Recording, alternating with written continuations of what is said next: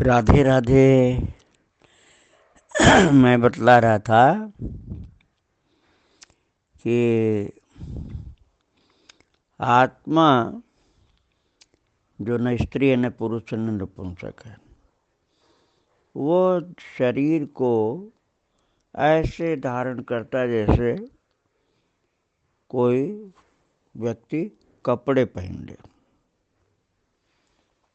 और फिर समय आने पर उसको छोड़ देता है, कपड़ा जैसे उतार देते हैं ऐसे। अब वो बात समझनी है कि समय आने का क्या मतलब हुआ।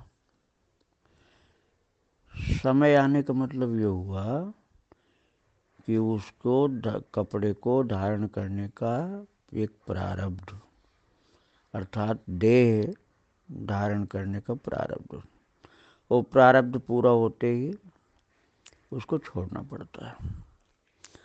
अब यहाँ कोई ये नहीं कर सकता है कि हमारा प्रारब्ध तो 100 साल के बाद ही होना चाहिए पूरा, नहीं, वो उसके पिछले कर्मों के अनुसार प्रारब्ध बनता है।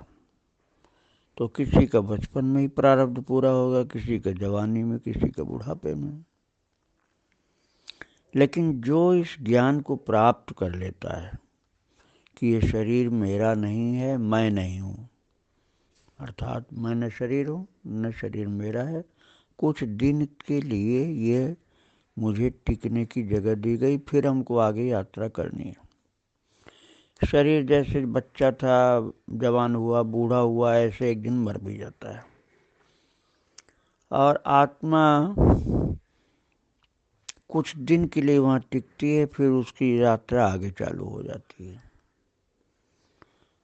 तो जैसे छोटा बच्चा हो, बहुत छोटा बच्चा, तो उसको कपड़ा पहनाया जाए तब रोता है, निकाला जाए तब रोता है।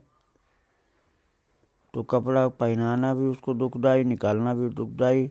लेकिन जब वही बच्चा समझदार हो जाता है तब न कपड़ा पहनाने पर होता है न निकालने पर होता है, बल्कि कभी कभी हंस हंस करके वो बताता है कि हमको ये कपड़ा चाहिए, हमको ऐसा चमकीला चाहिए, इस रंग का चाहिए।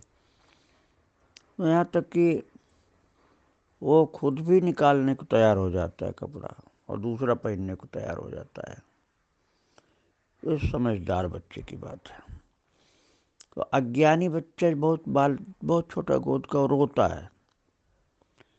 तो ऐसे ही आत्मज्ञान से विहीन जो होता है वो शरीर के छीनने के भय से और शरीर छीनने में रोता है। और जिसका ज्ञान हो गया, आत्मज्ञान हो गया, तो वो देह के छूटने का भय नहीं करता, मरने का अर्थात भय नहीं करता, और मरते टाइम भी नहीं घबराता। वो जानता है कि आगे दूसरा कपड़ा मिलने वाला है, अब ये कपड़ा निकाला जा रहा है, दूसरा कपड़ा मिलेगा, इसलिए वो नहीं घबराता। लेकिन तुम तो इन प्रारब्ध के बंधनों से मुक्त हो। तुम तो दूसरों को कपड़े पहनाते हो, उतारते हो, तुम्हारे लिए तो ये विधान है नहीं। तुम तो सदा एक जैसे रहते हो, कोई कपड़ा न पहनना न उतारना, तुम सदा एक रस हो, इच्छानुसार लीला करते हो और तुमको कोई बंधन नहीं, न तुम्हारा कोई प्रारब्ध है। श्री राधे राधे, जय श्री राधे।